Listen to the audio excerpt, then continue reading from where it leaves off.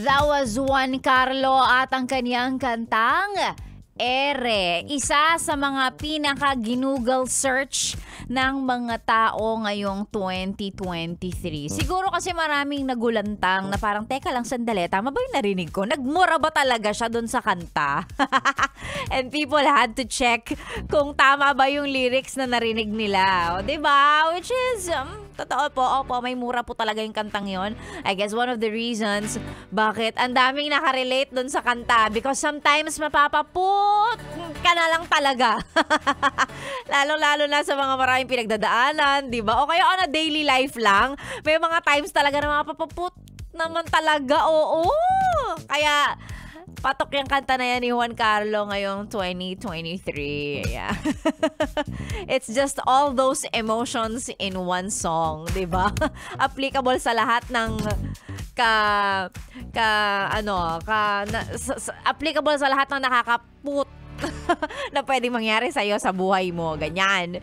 Sexy Megan po ang niyong kasama. Welcome back sa radio show ninyong walang title pero may magandang DJ with her red lips. Wow.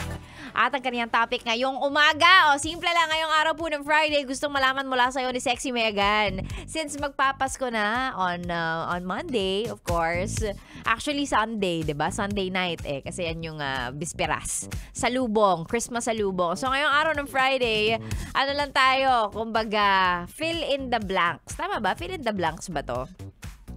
Or more like, ikikwento mo kay Sexy Megan. Yan. Ngayong araw po ng Biyernes, gustong malaman ni Sexy Megan, ano ba yung Pasko sa inyo? Ang Pasko sa amin, blank. Yan. Describe mo how you guys celebrate Christmas or what does or how does Christmas look like? Wow, English ka, girl. Ano ang Pasko sa inyo? Yan. Sige.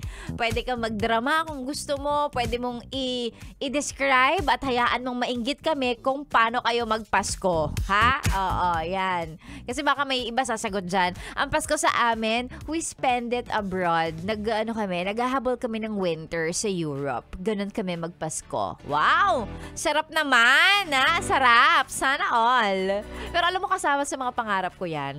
Magpasko, tapos nasa ibang bansa para may snow. Kasi 'di ba, kasama sa mga nakalakihan natin na pag Christmas, it's white, may snow, tapos nilalamig kayo pare-pareho, ganyan. Nasa tapat kayo ng chimenea habang humihigop ng mainit na tsokolate. Mga ganon, 'di ba? May mga ganon tayong napapanood na palabas before and naging kasama siya sa, hindi naman wish or sige, pwede na rin wish kasi medyo mahirap medyo mahirap pa siyang maisakatuparan because alam nyo naman ang hirap ng buhay. Pero 'di ba, if given a chance, ako gusto ko 'yan kasama sa mga goal.